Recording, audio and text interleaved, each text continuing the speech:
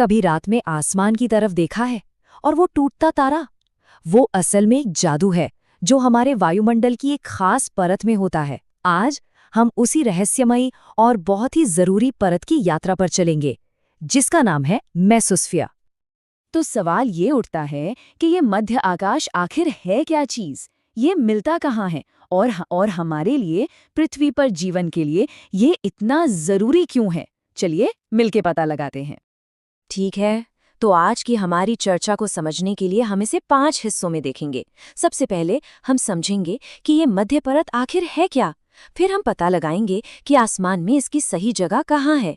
इसके बाद हम बात करेंगे इसके जमा देने वाले ठंडे तापमान की। सच में बहुत ठंडा है। फिर देखेंगे कि ये कैसे एक ब्रह्मांडीय ढाल की तरह काम करता है, और आखिर में सारी जरूरी बातों को एक साथ समेट लेंगे। तो चलिए शुरू करते हैं। सबसे पहला और सबसे बुनियादी सवाल, आखिर ये मेसोस्फीयर है क्या? तो देखिए, मीसोस्फीयर, इसके नाम में ही इसका राज छुपा है। ये नाम आया है ग्रीक शब्द मेसोस से, जिसका मतलब होता है मध्य या बीच का। और सचमुच ये हमारे वायुमंडल की बीच वाली परत ही है। इसके ठीक नीचे है स्ट्रेटोस्फीयर और इसके ठीक ऊपर है थर्मोस्फीयर, एकदम बीच में। अच्छा, तो ये तो समझ आ गया कि ये बीच में है, पर सवाल ये है कि असल में कितनी ऊंचाई पर? चलिए अब इसके पते ठिकाने को ठीक से समझते हैं। तो मेसोस्फीयर हमारे सिर से लगभग 50 किलोमीटर ऊपर शुरू होता है। सोचिए, जहां कमर्शियल हवाई जहाज उड़ते हैं ना, उससे भी बहुत बहुत ज्यादा ऊपर। और ये वहां से लेकर 85 किलोमीटर की ऊंचाई तक फैला हुआ है। तो 50 से 85 किलोमीटर, ये आंकड़ा याद रखने जैसा है। हाँ, पर मीसोस्फीयर वहाँ अकेला नहीं है। ये स्ट्रेटोस्फीयर के ठीक ऊपर है, और जहाँ ये दोनों परतें मिलती हैं उस बाउंड्री को कहते हैं स्ट्रेटोपॉज। और फिर इसके ऊपर ये थर्मोस्फीयर से मिलता है, और उस सीमा का नाम है मीसोपॉज। ये जो पॉज वाली जगह है ना, इन्हें आप एक तरह का ट्रांजिशन जोन समझ सकते हैं, जहाँ एक परत खत्म होती है और दूसरी शुरू होती है। अब बात करते हैं मेसोस्फीयर की सबसे खास पहचान की, और वो है इसका तापमान। और ये कोई ऐसी वैसी ठंड नहीं है, ये तो ठंड की इंतहा है। यकीन मानिए, यहाँ का औसत तापमान -90 डिग्री सेल्सियस तक गिर जाता है। -90! इसी वजह से मेसोस्फीयर को हमारे पूरे वायुमंडल की सबसे ठंडी जगह का खिताब मिला हुआ है। जरा सोचकर देखिए कि वो कितनी ज्यादा ठंड होगी। अच्छा, इस ठंड को थोड़ा और समझने के लिए एक तुलना करते हैं।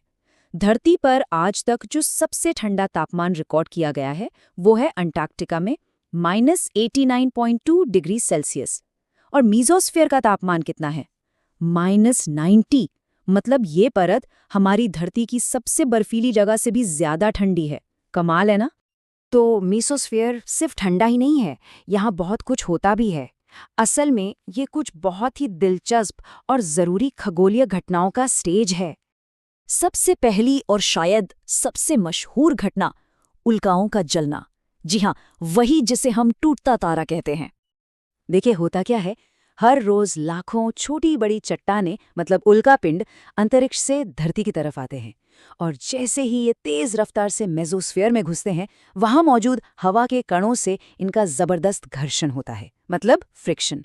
और ये फ्रिक्शन इतना ज्यादा होता है कि उल्कापिंड गर्म होकर जल उठते हैं और हमें आसमान में एक चमकती हुई लकीर दिखती है। तो अगली बार जब कोई टूटता तारा देखे तो याद रखिएगा, वो असल में मेसोस्फीयर है, जो हमारी धरती के लिए एक ढाल का काम कर रहा है, हमें इस आसमानी बमबारी से बचा रहा है। सोचिए, अगर ये परत ना होती तो क्या होता। अब आते हैं दूसरी घटना पर, जो थोड़ी रहस्यमयी है और बेहद खूबसूरत भी। इनका नाम है निशादीप्त मेघ, यानी रात में चमकने वाले बादल। जरा कल्पना कीजिए, ऐसे बादल जो अंतरिक्ष के बिल्कुल किनारे पर तैर रहे हैं। ये वही हैं। ये बनते कैसे हैं? जब मेसोस्फीयर में मौजूद थोड़ी बहुत पानी की भाप उल्काओं के जलने से बची धूल के कणों पर जम जाती है। और क्योंकि ये बादल इतनी ज्यादा ऊंचाई पर होते हैं कि जब हमारे लिए जमीन पर सूरज डूब चुका होता है, तब भी इन पर सूरज की रोशनी पड़ रही होती है। और इसी वजह से ये देर शाम के आसमान में एक हल्की नीली चमक के साथ दिखाई देते हैं। बहुत ही शानदार नज़ारा होता है।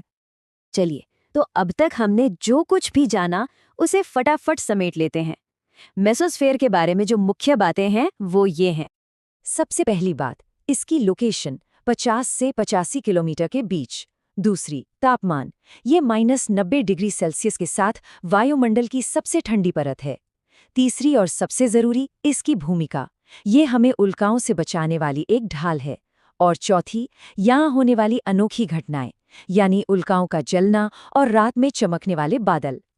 और जाते जाते एक सवाल छोड़ जाते हैं, जैसे जैसे हमारी धरती की जलवायु बदल रही है, इसका असर इतनी ऊपर मीसोस्फेयर जैसी नाजुक परत पर क्या पड़ रहा होगा? ये एक बहुत बड़ा सवाल है जिसका जवाब आज भी वैज्ञानिक ढूंढ रहे हैं।